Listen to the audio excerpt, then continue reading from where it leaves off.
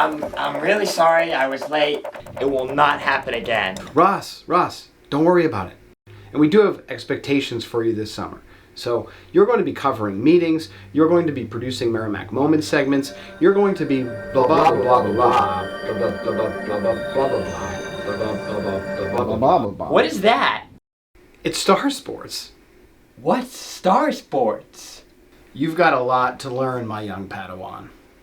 I'm Ross Corman O'Reilly, a student filmmaker who recently graduated from Merrimack High School.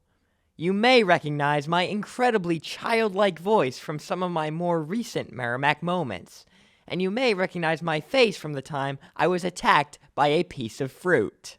I have lived my entire life being kept in the dark about the fact that a feature-length Star Wars fan film that won an award at the San Diego Comic-Con and was seen by the George Lucas was made right here in our Merrimack.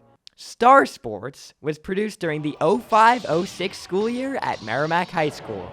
And 17 years later, I was very, very, very excited to talk with Jeff Capone, former MHS videography teacher and the film's director. I would love to say that it was my idea, but it actually wasn't. It was actually the idea of two of my students. They wanted to do actually a mashup of The Matrix and Star Wars, both of which were popular at the time.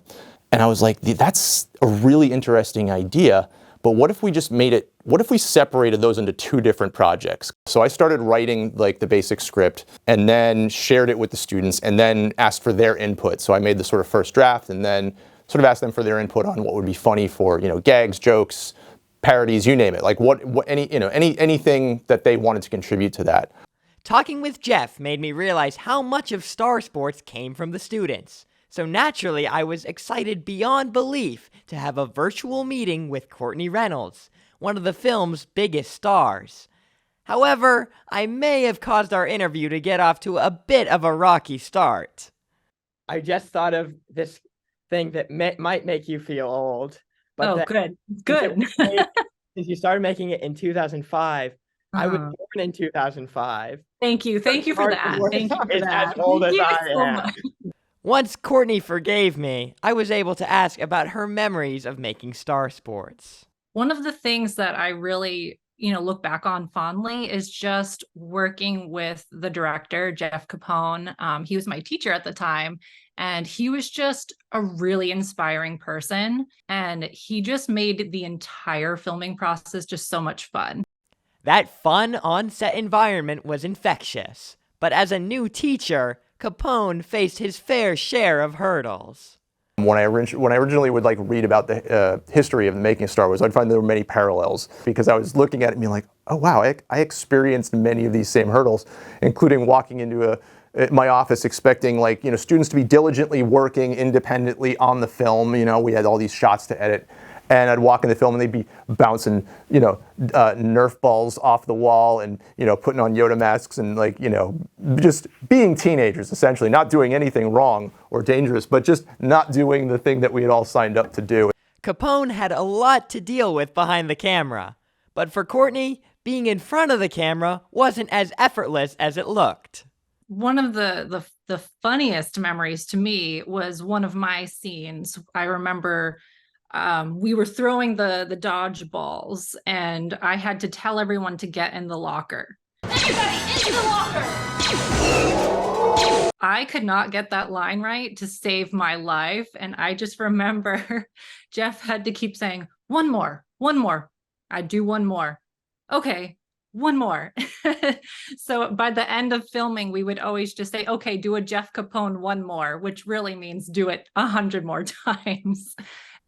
The film went on to win the Best Parody Award at San Diego Comic-Con.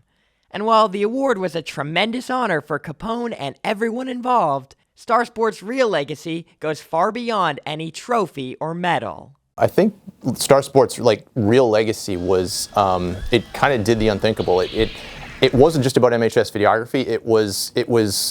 It took on a life of its own that attracted people from theater, from athletics, from the music program to just a handful of students who really weren't part of any one particular group. High school is often seen as a place divided into different cliques and friend groups, but Courtney had a very different experience. I felt for me personally, I liked to be friends with everybody. And Star Sports definitely brought that culture together. We all really got to get to know each other very well. And, I made some friends that I didn't even think I would be friends with outside of, this opportunity.